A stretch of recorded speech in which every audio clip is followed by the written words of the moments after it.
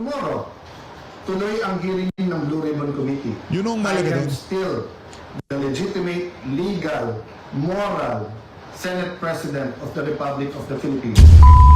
So ngayon maliwanag na sa sambayan ng Pilipino kung sino ang Judas sa 13. I-comment nyo ho ang pangalan ni Chis Escudero dyan sa comment section para maiparamdam natin dito sa senador na to na hindi nagustuhan ng sambayan ng Pilipino yung ginawa niyang paghuhudas sa kasama niya, sa mga kasama niya dyan sa majority. Di ba siya nahiya dito kay Senator Bato?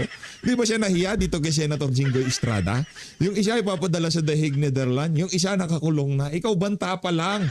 Bumahag ka na, ang kapal na mukha mo, Chis Escudero. Panoorin ho natin to, isang like at isang subscribe.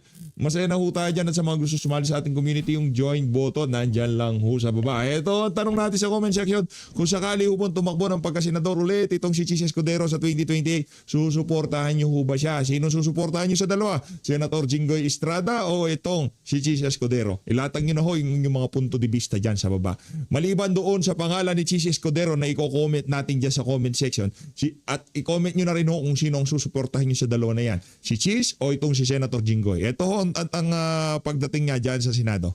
Pambihira naman. Talaga naman oh. Todo palakpak yung mga kasama niya sa kanya. Ibang klase oh. Oh. What sounds? Oh. Yun oh. Ayun oh. Si Erwin. Si Erwin lang gusto ko makita dyan. Si Erwin oh. Ayos na. Masaya na si Erwin. Nakasmile na si Erwin. Oh. Yakapin mo yan, Erwin. Kailangan mo yan, anak ng towa. Pag nagkataon. Sabi siguro ni Erwin, salamat. Nagmamakaawa na ako kagabi.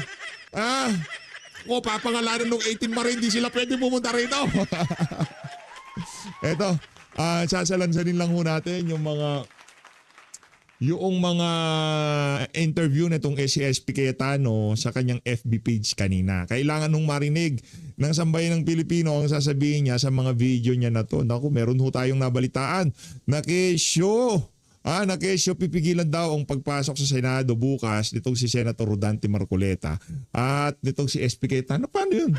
Nagbigay na daw ho ng order itong si Acting Senate President. Acting Senate President Alan Peter Cayetano na pipigilan daw ho, base sa ating mga nakuwang impormasyon, ang pagpasok nila bukas sa Senado. Tingnan natin, sitting Senator, pipigilan mo sa pagpasok sa kanilang opisina. Napakalaking kabalbalan naman ho nun. Pakinggan natin itong si SP Cayetano. Ngayon na pagbati sa lahat ng ating mga kababayan. Yo!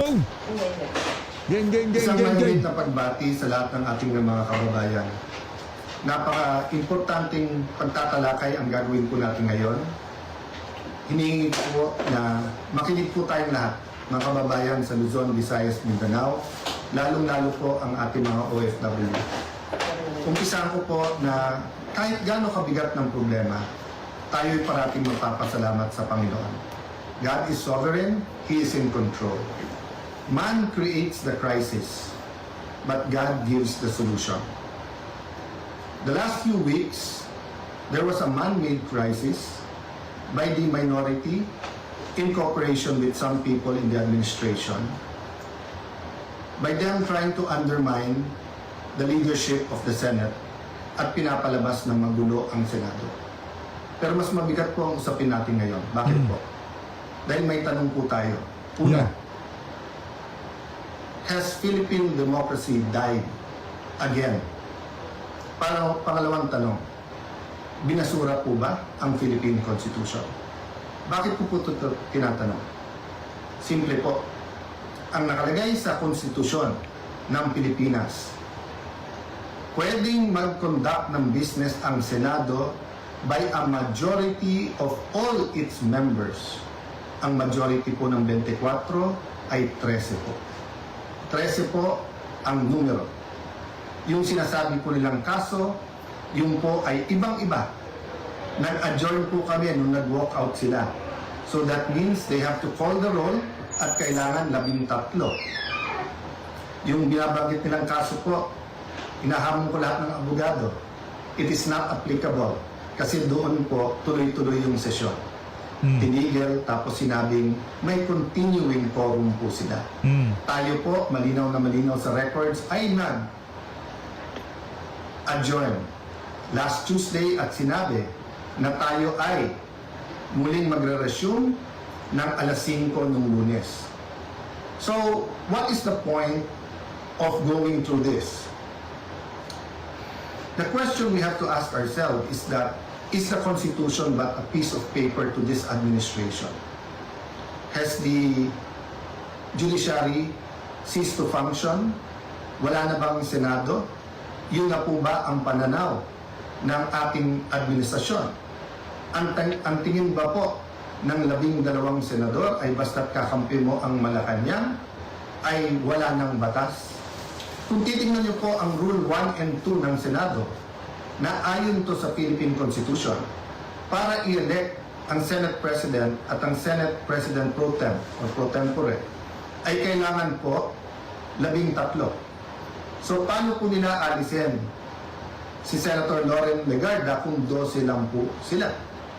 At mapapakita po sa inyo na gusto nilang i-control ang premises ng Senado at gusto po nilang hindi mag-hearing ang Blue Ribbon Committee bukas sapagkat ay binasa po nilang rule para magkaroon po ng acting Senate President. Kailan po ba pwede magkaroon ng acting Senate President? Babasahin ko po sa inyong rule. Sabi po, in cases specified in subparagraph C of Section 4 of the rule, the President Pro Tem shall serve as acting President until the Senate shall have elected a new President. Hindi po sila maka-elect ng new President dahil wala po silang 13. Ulitin ko po, pag may 13 po sila, ako pa mag-o-oath sa kanila. Bibilisan ko po na ibibigay sa kanila. Wala po silang 13. So ano yung rule po? The President Pro Tempore shall discharge the powers and duties of the President in the following cases, A, B, C. But she or he shall only become acting President in the case of subsection C, which says, in the event of resignation, hindi po tayo nag-resign. Removal, hindi po nila ako naalis. Death, buhay pa naman po siguro ako, hindi po AI ito. Hindi po AI ang kumakausap sa inyo ngayon, buhay pa ho ako. Absolute incapacity, siguro naman po nakikita nyo, nakakapag-isip po ako, nakakapagsalita po ako. So wala pong ground para magkaroon ng acting president. This is an illegal coup d'etat na may kasamang pagbabasura ng ating konstitusyon. I warned everyone about this from day one. We warned everyone yesterday when we explained the use of the parliamentary tool of not having a quorum. And kaninang tanghali, habang kausap ko po si Senator Marcoleta, I asked everyone, please pray, kasi at that time, balita po namin, na nag-step up sila sa pagsasabing wala na yung kaso nyo, sumama lang kayo or pumunta lang kayo ng session hall. I even got a text yesterday, pumunta lang daw ako or si Senator Loren para nga at least mag-open and close. Nangyayari po minsan yan, that's a longer story. Pero naramdaman ko na po kahapon na baka may isang dumating, so 12 plus 1 equals 13.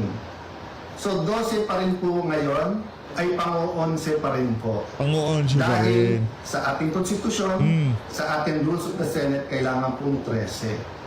Hindi po kami nagpipilit sa kapangyarihan.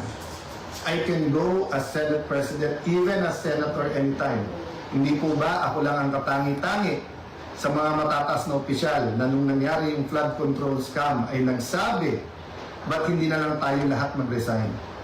Bakit po ngayon, after asking me to resign yesterday, illegal po. Actually po, hindi nila ako tinanggal. Naglagay ng acting. Senator Win, Lucian, ingat kayo dyan. You're playing around with fire. Naku, This is not just mag-ingat kayo dyan. You're playing around with fire. Palakpakan natin itong si SP Cayetano. Ikaw pa rin ang SP namin kahit na anong mangyari. Ikaw naman, Sis. Langya ka. Hindi ko lang itataga sa ano. Itataga ko yan sa bato. Itataga ko sa noon itong si Sen Bato. Sis Escudero. Si Raulo. Joke lang. Politika natakot Walang hiya di ba? Anak naman. Hindi. Bottom line ho dito. Eto, wag na ako kayo magalit. Nangyari na nangyari. Kahit ano pa sabihin natin kay Sis Escudero, wala na ho yan. Ay sabihin natin hudas siya, wala siyang kwentang tao, di na siya nahiya kay Senator Bato, Senator Jinggoy Estrada, yung isa papadala sa daig, yung isa nakakulong na, kahit sabihin pa ho natin yan. Anong dahilan kung bakit nagpakulong si Sen Jinggoy? Para matuloy ang hearing. Kasi habang nasa minority, kay na Tuta Soto, kay na Joel, Alan,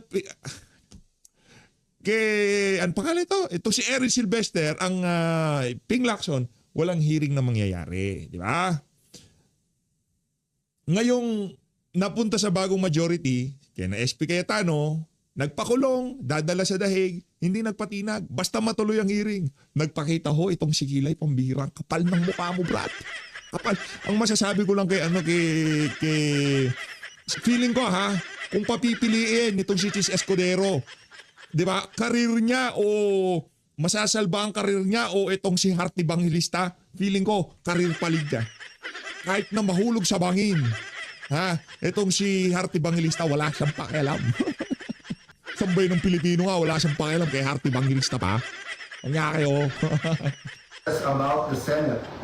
Ngayon, binababoy ng mga DDS, binababoy na sambay ng Pilipino, binababoy ng mga nasa gitna, yung mga na undecided, ito si Chis Escudero, dahil lahat ng sambayan ng Pilipino ay nag-aabang dyan sa hearing na yan. Pinagtatanggol ka ba ng mga Talyanista and Seymada? Pinagtatanggol ka ba ng 11? Sa bagay, na-11 ka eh. Nagpa-11, na-11 siya. This is about the Philippine Constitution. Mga kababayan, sabi nila, ginawa nila to kasi naipit ang trabaho. Wala naman po silang ginawa ngayon. Kung hindi baguhin ang mga committee para walang Blue Ribbon committee hearing bukas, para hindi maimbitahan ang 18 Marines. Pinalitan nila ang presiding officer. Bakit po? Nagpakita po ba ako ng kahit anong partiality sa conduct or pag-usog ng impeachment court? Alam niyo po, madidelay po ang impeachment sapagkat pag pinalitan ang rules ay kailangan pa ho na magkaroon ng publication. So pati po ang ating mga arrangement ngayon magbabago. Bukod pa ho doon, pwede mag-motion for reconsideration kung legal. Ang problema, illegal po ang sesyon kanina. So this is their answer to the crisis they made. From May 11 till now, crisis after crisis, pinapasok yung NBI ng May 11, binaboy din tayo ng May 13, pagkatapos issue after an issue, at ngayon naman po, instead of a simple adjournment sine die, kung saan meron tayong isang buwan na magtrabaho mga committee, pagkatapos uumpisa na natin ang impeachment, they're going to bring the Senate and the country into a political crisis. Ako'y nakikiusap sa lahat. Correct your mistakes. Wala namang problema because I issued an advisory kanina na nakasine die tayo. The country is already in economic crisis. Hindi lang nararamdaman to ng mga upper class. The world is in crisis because of what's happening in Israel, Iran, US, in what's happening with that conflict. Marami pong naghihirap na, mas maraming maghihirap pa. We need the impeachment to be fair and impartial. We need to investigate the flood control scam in a very impartial way that will be satisfactory to all our people. And we need a functioning Senate, an independent Senate. Huwag niyo po kaming alalahanin mga kababayan, okay po ako. They can try to remove me, they can kill me, but they will not kill the idea of a democratic Philippines led not by men, but by laws, led by the Philippine Constitution. Kung sabi niyo po at natatawa yung iba that the Senate is under attack, 2023 pa lang ho, yung PI, gusto kong amendahan yung Constitution. After magsalita si Senator Aimee, wala daw katotohanan yon. Ngayon po, binasura ang Constitution. Ano ba tingin yung kasunod nito? So mga kababayan, again, God is sovereign. Let's all reflect on this and pray. But tomorrow, tuloy ang hearing ng Blue Ribbon Committee. Yun ang I malaga am doon. still the legitimate, legal, moral Senate President of the Republic of the Philippines. There is still functioning committees. We have to hear the testimonies. Invited po, pati po yung mga gumawa ng illegal ngayon. You can try to stop us, but you will be stopping the Filipino people. Mm. So sa ating mga kababayan who wants to pray or have a prayer vigil sa Senado bukas, pumunta po kayo. Punta ko tayo. Pag hindi po kami pinapasok, de sama-sama na po tayo outside the Kulambo. Ang problema po, pag in-outside nyo the Kulambo, ang mga legitimate leaders ng Senado, para nila pong sinabing sinunog nyo po ang Philippine Constitution. Sana naman po, tonight, makapag-isip-isip ang mga gumagawa nito. Again, sincerely po, we pray for all of our leaders and we tell everyone here, let's pray for our country and may God bless the Philippines. Wala pa natin si SP. Kinakabahan ako Kinakabahan ako dito sa mga kaganapan bukas. Kailangan nuwata nating matulog na maaga ngayon. Ano nang betang gano'n ba? Ano nangyayari sa Pilipinas? Lulungkot to tayo. Sobrang nalulungkot to tayo. Nasa galaan man tayo kanina. Hindi ho natin hindi ho parang bumabaliktad yung sikmura natin habang nakikita yung mga kaganapan sa Senado. Yung tipong sobrang gulo na ho. Sobrang gulo na. Hindi ginugulo nila SP Cayetano. Gusto nga nila mag-hearing, malaman ng katotohanan, kaso pinipigilan. Mantakin nyo, trabaho, committee on appointment, kailangan na-delay na sila, dapat one rank higher sila, walang nangyayaring trabaho. Nung nagka-quorum, anong ginawa? Binakante yung mga chairmanship ng mga committee. Yun ba? Yun ba trabaho gusto nilang gawin? Magkaroon lang ng leadership change. Nagpa-on siya itong si Judas. Halik ni Judas eh. Si nakakaalam sa halik ni Judas. Mga idolo ko yan nakakaalam na yan eh. Si nakakaalam, Wolfgang. Yung mga galit kay Basti, ayahan nyo na siya. Bakit PH? Fan ka ba ni Basti? Siyempre, iwalay natin yung ika nga musika sa politika. Wolfgang fan ka pala, PH. Wolfgang fan ho tayo. Kaya sa mga galit kay Basti, bahala kayo magalit sa kanya. Okay lang yun. Diba? Yung game. Allow me to address the issues para hindi po tayo malito. Especially po na napaka-importanting araw ang bukas sapagkat maririnig na natin ang katotohanan sa Blue Ribbon Committee. So let's start with a biblical principle. Kung anong itatanim natin, yan ang ating aanihin. Ano ho yan kumbaga yan ang pinaka-OG di ba? Hindi pa binuksan yung hindi pa binuksan yung Biblia. Mga magulang pa lang natin nagsasabi na ako mga lola nagsabi-sabi. Let's go PH. Kung ano ang iyong itinanim, pag nagtanim ka ng mangga, mamumunga ng mangga. Pag nagtanim ka ng bayabas, mamumunga ng bayabas. Kung ano yung iyong itananim, yun ang iyong aanahin. Pag nagtanim ka ng kakurakutan, di naman ho pwedeng magbubunga yan ng kabutihan. Di ba? Pag nagtanim ka ng kakurakutan, bubunga yan ng kulong. Yun ho dapat ang bunga nun. Sa ating pagka... Hype. Kape. Kape ho tayo, kape. Hype tayo dahil sa kape. Kape na yan. Lagyang kape yan. Diba? Elementary pa lang. Tinuturo sa atin yan. So, anong ating itatanim, yan ating aanihin. Alala ko pa yung commercial nung 70s. Yung basurang tinapon mo, babalik din sa'yo. So yung commercial na yun, may nagtatapon ng basura, bumaha. Pumasok ulit sa bahay nila yung basura, kasama yung baha. So ang flood control scam ay hindi nangyari by its own, by itself. No? Hindi ito nangyari na aksidente lang. No? It was a combination of greed, opportunity, minds who put their minds together and said, kayang gawin to.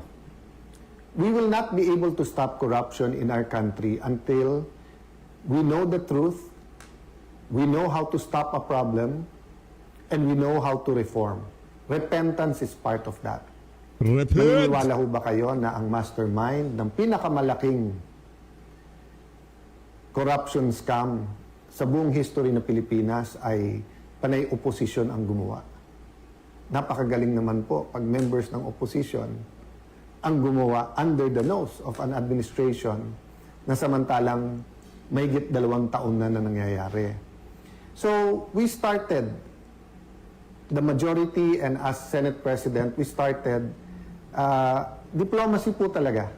Wanted to work together. Number 1 priority is the economy. Number 2 po, yung pong impeachment dahil accountability.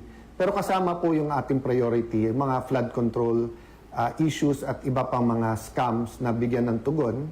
Nabigyan na ng tsansa ang grupo ni Senator Lacson at Senator Soto. Kasama dyan sila Senator Win.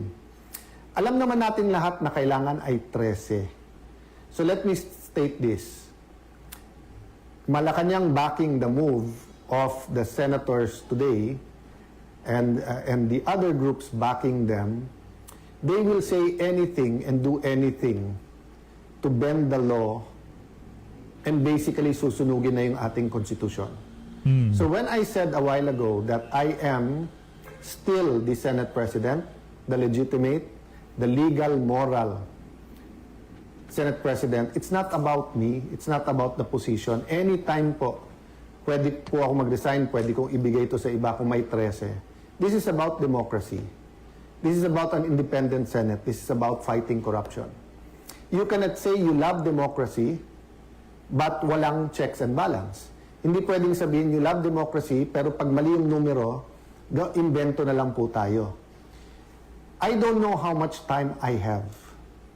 There's so much I want to tell the Filipino people. Some of it you might think is very productive. Some of it you will think it's my thoughts. But let me tell you this from the bottom of my heart. God loves the Philippines. Ulitin ko po God loves the Philippines. So we have to take a step of faith. Sabi sa book of James, faith without action is dead. Patay ho ba ang ating paniniwala at pananampalataya? Kung mahal natin ang Pilipinas, we have to do something about it. Why do I say this? Well, first the Senate. 12, may quorum, samantalang malinaw sa Constitution, 13. Yung case na sinasabi na iba, continuing po yun. Nag-umpisa silang may quorum, umalis yung iba. Ito po, kahit saan nyo pong tignan, sa Constitution, mali. Sa rules po ng Senate, kailangan yung presiding officer, yung Senate President, kung hindi, yung Senate President Pro Tem, kung hindi, yung Majority Leader or yung Assistant Majority Leader. Wala po doon na nagsasabi kahit win ang pangalan mo, hindi po win yon. Wala po sa rules yon. Wala po yung 12. Alam po nung lahat yon. Pero ipalagay na po natin, yan ang theory nila at pagpipilitan nila. Siguro po kung Senado lang ang problema, then tuloy ang buhay natin. You know, life is so complicated. Existence in the Philippines is so hard that etong politika para sa politiko lang. But what happens to the impeachment? So sa impeachment ho ba ngayon, mag-aaresto ng 2, 4 pa? Para pag sinabi nilang 22, pwede ng 12. So pag 20 na lang o 18, pag 18 na tira, 12 na lang pwede mag-convict. At pagkatapos, paano pagka constitutional change na ang gagawin? At ayaw rin pumayag ng ibang senador. Ikukulong na rin po ba? Malinaw na malinaw po ang konstitusyon at rules po ng Senado. You cannot declare all positions vacant with a number of 12. You cannot even hold a session because walang quorum. Assuming may quorum, you need 12 to remove a Senate President, and then you need 13 to remove a Senate President. Okay? Lilinawin ko po You need 12 for any position below the Senate President Pro Tem. So, kahit anong chairmanship, majority actually pwede na.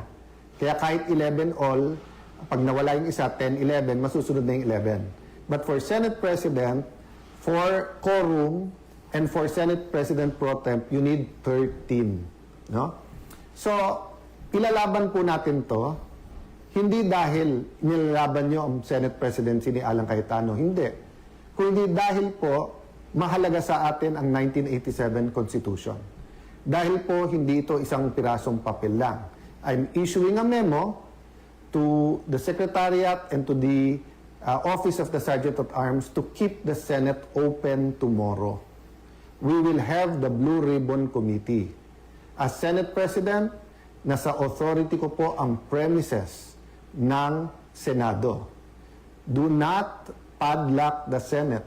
Do not have an excuse na may rally. Parati naman may rally sa Senate.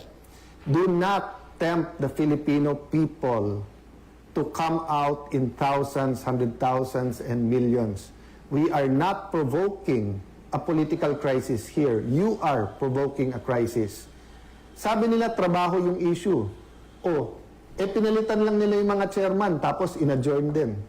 Hindi rin naman pinatawag yung CA para sa mga general. Hindi rin naman tinuloy yung bill sa sabi nilang ospital at saka yung sa mga estudyante, hindi ba? So kitang-kita po kung ano ang kanilang intensyon. Sabi po nila, I'll address myself to, pasensya na po kayo, to the Pink and Dilaw group. Di ba sabi niyo, paano naman yan si Senator Marcoleta at si Senator Jinggoy? Bakit sila ang mga vice chairman? Lahat ng issue nandun sa nilagay niyo yung chairman ngayon, di ba? Issue sa campaign donation, campaign donations, nandun po yung issue ng mali-maleta, nandun issue sa flood control. And then ipopostpone yung hearing bukas. Even when chairmans were changed before, you don't need to postpone the hearings. So, ako lalong na-intriga, ano bang pwedeng sabihin ng mga Marines? Ano bang pwedeng sabihin ng Ombudsman, DOJ at saka DPWH na pati Constitution natin ibabasura para lang dito? So yes, I'm appealing for calm. I'm appealing for prayers. But I'm also appealing that we put action to our faith. I will do what I can. I will go to the Senate before 10 o'clock. I will do what I can para buksan yung session hall at nandun po ang hearing natin.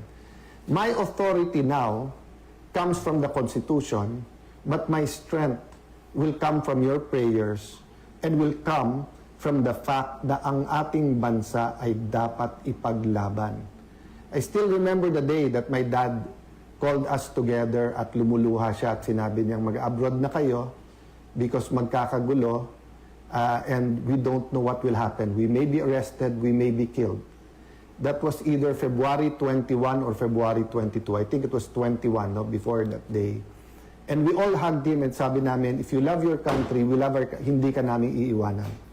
So, malayo tayo sa crisis, mga kababayan. Malacanang, malayo tayo sa crisis. Why are we bringing it to a point of a political crisis na mahirap i-atras? The hearing is confined. So, yes, the notice of cancellation from the illegitimate, the illegitimate is not the committee. No, hindi ko ginagaya si Senator Erwin na ginagamit yung word na bastard kasi ngayon, whether or not you're a single parent, whether or not you're legitimate, tao ka pa rin. I'm talking illegitimate meaning hindi siya legal. Senator Erwin is not the legal chairperson of the Blue Ribbon Committee.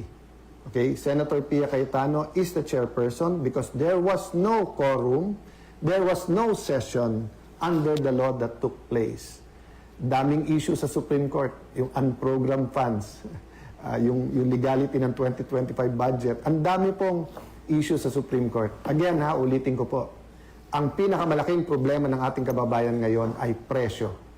Presyo, trabaho at kita. Dadagdagan pa ba natin? You have manufactured a crisis since May 11 by saying magulo kami. Then you come up with this solution one day today, papunta sa SONA, when we were going to produce our economic plan, our plan against corruption, the hearings, and then the impeachment. So, I will rest my case there. As I told you, there's a lot of things I want to say, but if we love our country, pray for our country. If we love the Senate, I'm addressing myself sa mga empleyado ng Senate, I don't care yung mga binubulong sa akin dyan na, over the years, eto mga appointee ni Senator Drilon, eto mga appointee ni Senator Soto, etc. I believe that all of you love the Senate. So it's time to speak up to tell your bosses, whether sila yung nasa majority or minority, we won't stand for this because there's no difference of padlocking the Senate during martial law sa ginagawa ngayon na pinupunit, binubura, binabasura, sinusunog ang ating Philippine Constitution. Again po Alan Cayetano's not the issue here. My Senate presidency is not an issue there. I told you from the start, I'm the walking dead. Walking dead as Senate President. Ano ibig sabihin? Anytime yung hatol na tanggalin sa akin. But ang problema po, ine-escalate nila. So I really hope po that this is not about the impeachment, this is not about changing the Constitution. Nakakapagtaka po, yung pagka-execute, biglang sasabihin na ng House of Representatives na kinikilala si Senator Win, sinasabi na ng Malacanang. Diba? I mean, guys, res ipsa loquitur. Diba? I won't elaborate. Kayo na I won't use the words to describe what's coming now. Why? Because you are as intelligent as I am. You are as patriotic as I am. The question lang is, what are we going to do about it? Pray for us. Pray for Senator Marcoleta. Pray dun sa natira sa majority because paglalaban natin ang ating bansa. Ayun na nga mga kababayan, maraming salamat po sa pagsuporta sa PH Update. Tuloy-tuloy lang ho tayo sa pagsuporta dito sa mga senador na to. Kailangan ho natin tumindig Kasi ito na ho yung iga nga ano na ho ito, pag dito sa isa na to, hindi pa rin ho natin natindigan. Iga nga, itong issue na to, yung nangyayari sa Senado. Ito ang sinisigurado ko sa inyo. Pag nakalusot, napagtakpan, o iga nga natabunan na naman itong issue na to, o hindi pinayagan, pinwersa, tinakot, o binalya, nagkabalyahan bukas, na para talaga di matuloy ang hearing na yan. Malaki hong problema ng sambayan ng Pilipino kung papahintulutan yan. Tayo dito sa PH Update, sa aking pinaka simpleng pagpapahayag ng pagsuporta dito sa ating mga senador na talagang katotohanan ang nais makamtan dito sa usapin na to. Sana yung ating mga kababayan ganito rin ho ang kanilang maging galaw sa mga susunod na araw. Diba? Kailangan ho natin. Kailangan na ho natin tayuan ng mga nangyayari ngayon. Kailangan na ho natin tumindig para sa katotohanan. Kailangan na ho natin tumindig para labanan itong mga magnanakaw na to sa ating bansa. Okay? Di ako naging nakaguluhan dito. Ang sinasabi natin, suportahan ho natin yung mga individual na gustong ilabas na ang katotohanan sa lahat ng kalokohan na to. Pagsalita ng ngitin marin, saldi ko lahat. Nakita lang ang pangalan ni Martin Romualdez, nagwala ho silang lahat. So Luis, mag-ingat po kayo lahat natin Pilipinas.